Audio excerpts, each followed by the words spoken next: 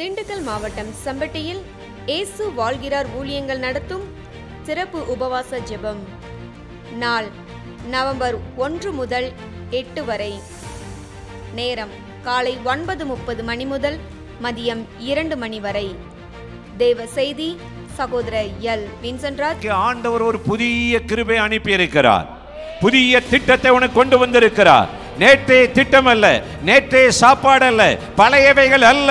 புதிய காரியங்களை செய்யும் போது அவருடைய கிருபை உனக்கு காலைதோறும் புதிதா இருக்கிறது. பாடல் ஆராதனை சகோதரி கலா வின்சென்ட்ராஜ். இடம் வானத்தின் வாசல் சுவிசேஷ ஜெபமையம், செம்பட்டி, திண்டுக்கல். தேவ பிள்ளைகளே, இந்த உபவாச ஜெபத்தில் கலந்து கொண்டு தேவன் செய்த நன்மைகளுக்கு நன்றி சொல்லியும் தேவ ஆசீர்வாதத்தையும் பலனையும் பெற்று செல்ல உங்கள் யாவரையும் அன்போடு அழைக்கிறோம். மேலும் விவரங்களுக்கு கீழே உள்ள தொலைபேசி எண்ணை தொடர்பு கொள்ளுங்கள்.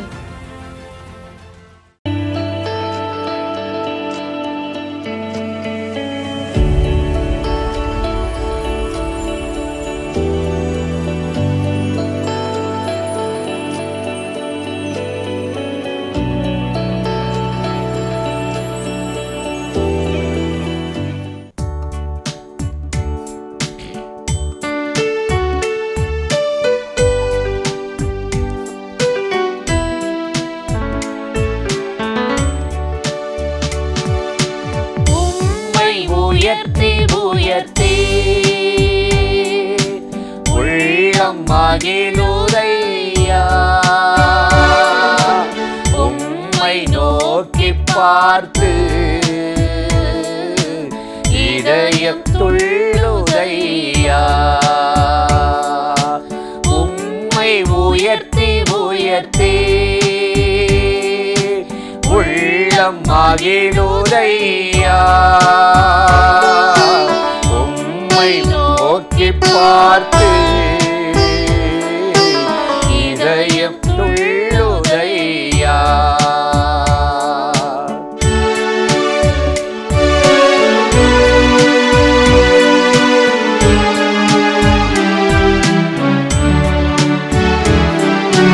கரம் பிடித்து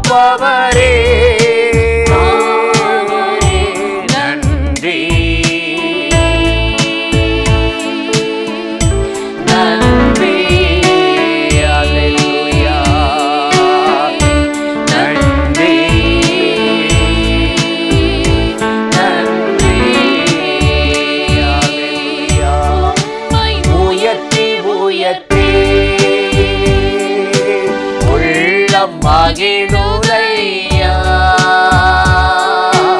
உம்மை நோக்கி பார்த்து இதயம் துள்ளுதையா. உம்மை உயர்த்தி உயர்த்தி உள்ளம் மகிழுதையா. உம்மை நோக்கி பார்த்து இதயம் துள்ளுதையா. பிரியமானவர்களே, ஆண்டவராகிய இயேசு கிறிஸ்துவின் நாமத்தில் இந்த காலை நேரத்தில் இயேசுவை தினம் பார்ப்போம் என்ற இந்த நிகழ்ச்சி மூலமாக உங்களை சந்திப்பதில் மிகுந்த மகிழ்ச்சி அடைகிறேன். சங்கீதம் 56:3 வாசிக்கிறோம், நான் பயப்படும் நாளில் உம்மை நம்புவேன் என்று இந்த சங்கீதக்காரன் சொல்லுகிறான். நான் பயப்படுகிற நாளில் உம்மை நம்புவேன் என்று இந்த வார்த்தை மிகவும் சிறிய வரியைப் போல இருந்தாலும் இதற்குள் பின்னால் ஏராளமான காரியங்கள் மறைந்திருக்கிறது. தாவீதுடைய வாழ்க்கையில் பயங்கள் சூழ்ந்த அநேக நேரங்கள் வந்திருக்கிறது. இன்றைக்கு நம்முடைய வாழ்க்கையிலும் அப்படித்தானே? என்ன நடக்குமோ, எப்படி ஆகுமோ, இப்படி சொல்லுகிறார்களே, அப்படி சொல்லிவிட்டார்களே, இதை பேசி விடுவார்களா, நடத்தி விடுவார்களா, இப்படி நடந்து விடுமா, இந்த பணத்துக்கு என்ன செய்வேன், இப்படியெல்லாம் பல்வேறு விதமான பயங்கள் நம்முடைய வாழ்க்கையிலும் வருகிறது அல்லவா? அதுபோலதான் தாவீதுடைய வாழ்க்கையிலும் நிறைய பயங்கள் வந்திருக்கிறது. சவுல் நாள்தோறும் அவனை துரத்தி கொண்டே இருக்கும் பொழுது சவுலுக்கு பயந்து தாவீது ஓடிக்கொண்டே இருந்தான், வனாந்தரத்தில் ஓடிக்கொண்டிருந்தான். இப்பொழுது அவன் தனக்கு எந்த தீங்கும் செய்யவில்லை என்று சவுலுக்கு எத்தனை முறை எடுத்துரைத்தாலும் சவுல் திரும்ப திரும்ப தாவீதை கொன்று போடுவதற்கே துரத்தி கொண்டே வருகிறான். இப்பொழுது தாவீதின் கையில் சவுலை ஒப்படைத்து விட்டார். இப்பொழுது அந்த சவுலும் வாயை திறந்து சொல்லுகிறான், என் குமாரனாகிய தாவீதே, நீ ஆசீர்வதிக்கப்பட்டவன், மென்மேலும் பலப்படுவாய், நீ பெரிய காரியங்களை செய்வாய் என்றெல்லாம் அவன் சொல்லிவிட்டான். ஆனால் தாவீதுக்கு அவன் வார்த்தைகளில் நம்பிக்கை இல்லை. இந்த நாளில் இல்லாவிட்டாலும் எந்த நாளாகிலும் சவுல் என்னை கொன்று போடுவான் என்ற ஒரு பயம் இந்த தாவீதுடைய இருதயத்துக்குள் இருந்ததினால் அவன் அங்கிருந்து இனி இவனோடு போராடி கொண்டிருக்க வேண்டாம், நாம் பெலிஸ்தரிடத்திலே போய் சரணடைந்து விடுவோம் என்று சொல்லி அங்கே போய் ஆகீஸ் ராஜாவிடத்திலே அவன் சேர்ந்து விட்டான் என்று சொல்லி நாம் வாசிக்கிறோம். ஒரு மனிதனுக்குள் இருந்த பயம், அந்த பயத்தின் ஆவி என்னவெல்லாம் அவனை அலைக்கழிக்கிறது பாருங்கள். இந்த மனிதன் ஆண்டவருடைய தேசத்தில் இருக்க வேண்டியவன் பெலிஸ்திய தேசத்துக்குள் போய் இன்னொரு ராஜாவிடத்தில் தஞ்சம் புகுந்து எப்படியாவது உயிர் பிழைத்தால் போதும் என்ற ஒரு பயத்தோடு, உயிர் பயத்தோடு கூட இந்த பயம் அவன் வாழ்க்கையில் இருந்தது நிமித்தம் அவன் பெலிஸ்தியரிடத்தில் போகும்படியான ஒரு சூழ்நிலை அவனுக்கு வந்துவிட்டது. அவன் மாத்திரமல்ல, அவனுக்குள் இருந்த பயம் அவனுடைய வீட்டாரையே அங்கு கொண்டு போய்விட்டது. அவனுடைய மனிதர்கள், அவனுடைய வீட்டார், அவனுடைய மனைவிகள் எல்லாரும் அந்த பெலிஸ்திய தேசத்தில் போய் அங்கேயே தங்கிவிட்டார்கள் என்று வேதத்தில் நாம் வாசிக்கிறோம். ஒரு மனிதனுக்குள் இருக்கிற பயம் ஒரு குடும்பத்தையே பாதித்து விட்டது பாருங்கள். அப்படிப்பட்ட ஒரு சூழ்நிலையில் தாவீது அவன் பயந்து கொண்டு போய் அடைக்கலம் புகுந்திருந்தாலும் தேவனாகிய கர்த்தர் அவன் மேல் வைத்த கிருபை, ஒரு நாள் அவன் சொல்லிவிட்டானே, நான் பயப்படுகிற நாளில் உம்மை நம்புவேன் என்று அவன் சொல்லிவிட்டானே, அவனுடைய அந்த குரல் என்னுடைய செவிகளில் இருக்கிறது.